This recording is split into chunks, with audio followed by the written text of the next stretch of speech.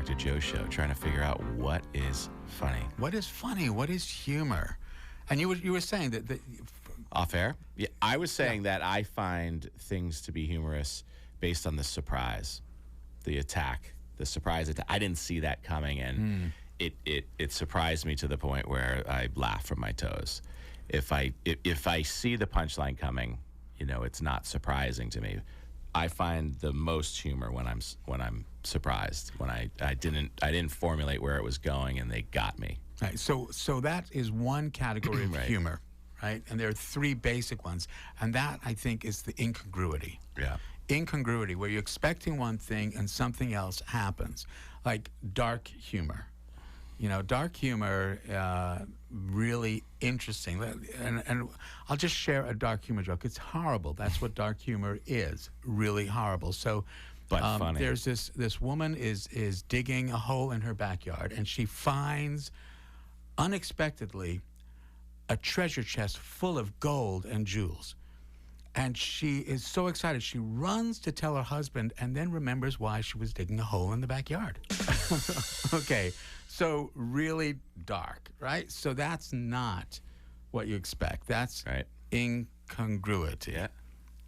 Right? And it's terrible humor, and I'm sure that I will get in trouble for it. I don't think it was terrible humor because people laughed, right? I definitely laughed, Dr. Joe. Thank you. Hold on, let's get Ben in here. Say that again. Oh, Ben. Ben's been here. Before, after, present, and future. Yes, he laughed.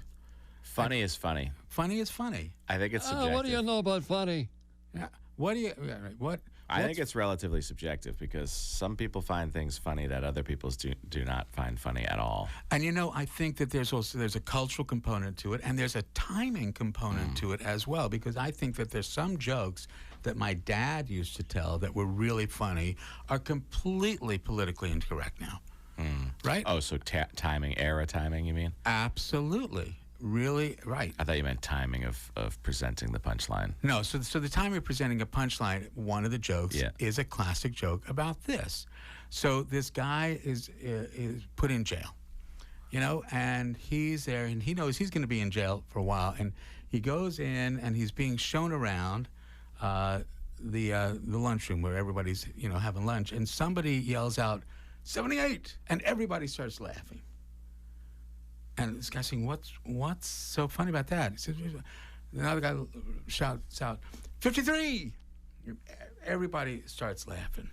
Another one shouts out, 104! Everyone starts laughing. And the guy says to the person showing around, so what's so funny about that? He said, look, we've been here so long. We know all the jokes. So we've just given them numbers. He says, okay, I'll try it. 18.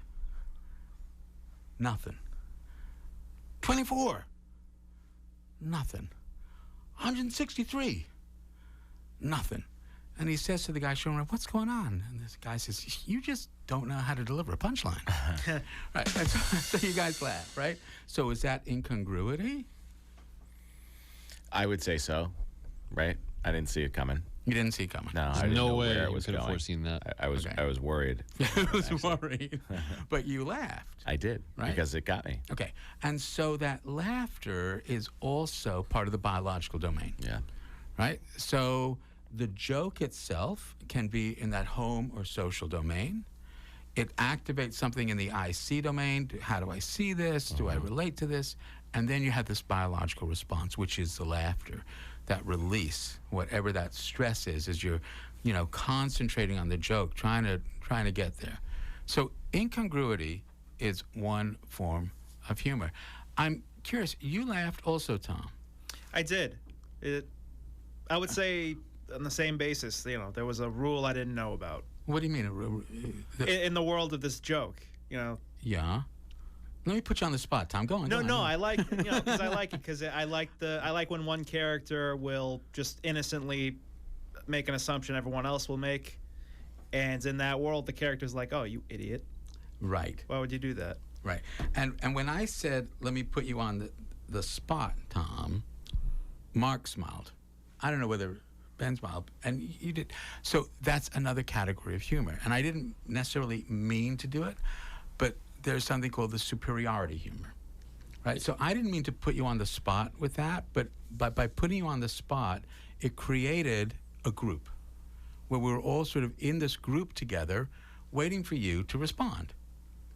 So part of humor is also a social grouping, how humor can bond people together. But sometimes it can be done nastily. To exclude another. To exclude someone else, and you laugh at their expense. And I think that's why I wanted to come back to what you were talking about earlier with Asperger's, where there, I think we have seen over and over people who are bullies and mean and using humor at somebody else's expense.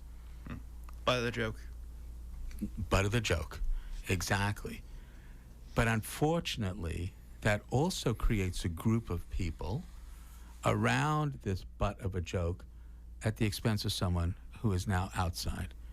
And that, I think, they're calling that superiority humor, where you make a joke at somebody else's expense. Which a lot of jokes are created that way. It's called the always funnier when it happens to you joke. Yeah, that's right. Blonde jokes, right? I mean, a whole genre of blonde jokes, of ethnic jokes, of all these jokes about other people, and we can laugh at them, So humor can sometimes be a very insidious component of who we are as human beings. What is the self-deprecating version of humor considered then? I don't know. So no, that was it. That was it. that was. You got me. Yeah. Incongruently. But no, it's self-deprecation. That is some of the funniest humor in my mind. Agreed. Right? Because the people are vulnerable and they're exposing themselves and probably sharing shared experiences that people just simply don't want to talk about. And it's just, then it becomes incongruent and funny and shocking. But the self-deprecation is a whole nother conversation.